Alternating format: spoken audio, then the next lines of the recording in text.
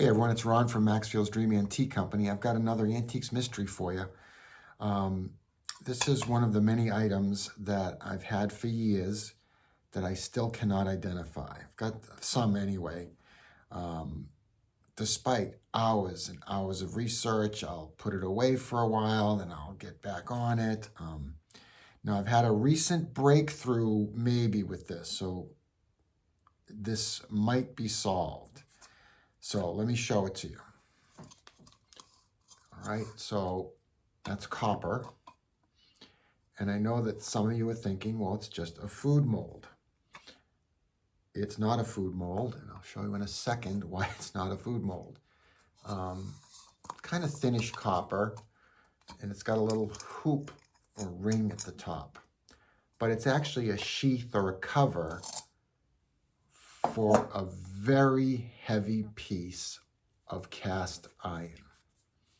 Okay, so I don't remember what I thought when I first got it, but you know, at some point I was thinking, well, maybe it's a fence post finial, because this fits so perfectly. I don't think they were added later. And then just recently I found some information that of a similar one, a similar thing that it could be, where, you know, it's a sheath for the cast iron.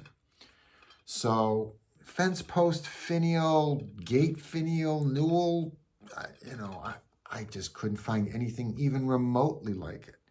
And then at some point I was looking at it, and I mean, I sell a lot of militaria, and I thought, oh no, I've got a Civil War cannon shell.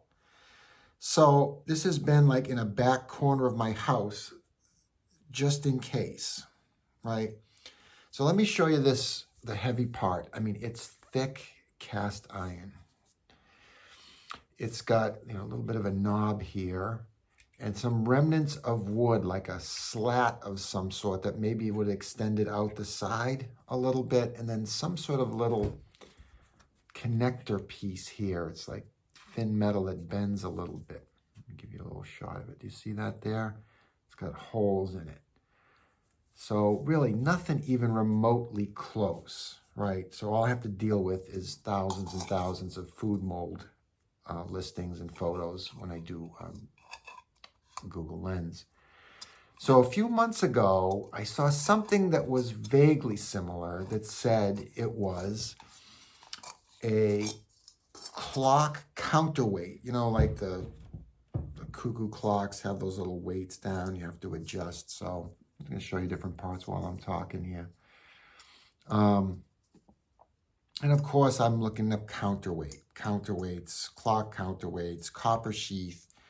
And I might do a reel at some point on how I do research and how, you know, somebody who knows antiques does research for the different combinations of keywords that you want to use. And I used every possible combination, and nothing similar came up. So thought, well, I'm kind of at a dead end again. It's probably a clock counterweight. But then I kept looking, of course, because I'm stubborn.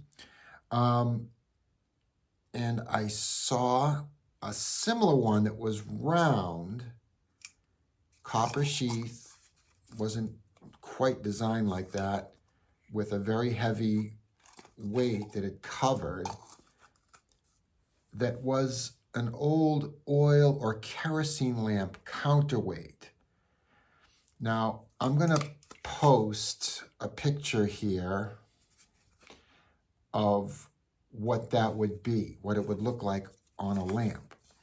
So the old oil or kerosene lamps, you know, they have the three or four, they'll have like a holder, the lamp's in the middle, but there's a weight in the middle so that you can adjust the height of the lamp above a table. You know, if you want to get over and clean up, you can raise it up. If you're about to eat or you're going to read or write, you can pull it down. And in the center of the ones I've seen, because, you know, seeing one complete is pretty rare, but of the ones I've seen, it's in the center. So I thought, well, that's it. That's got to be it. Now, of course, I can't find one exactly like this, but they are heavy metal, and I've seen at least one, may have seen another, with an old copper sheath. Now this is not tight, but this may have gone like this, and then a string came down that you could pull it. So that's where I'm at with this mystery. Tantalizingly close, I guess, but I have not seen one exactly like this with this kind of, if it was a food mold, I guess this would be like artichoke.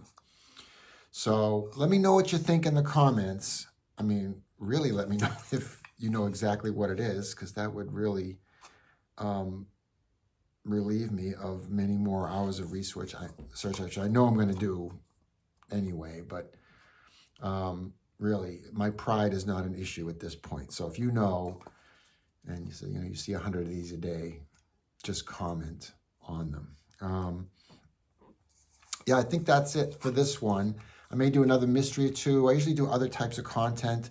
I've been selling antiques and vintage for 30 years, and I sell on eBay and Instagram. And take a look at my Instagram for other kinds of content, fakes, antique identification, research, art, history, lots of things. So, and you'll be seeing more of that from me here. All right, hope you're all doing well.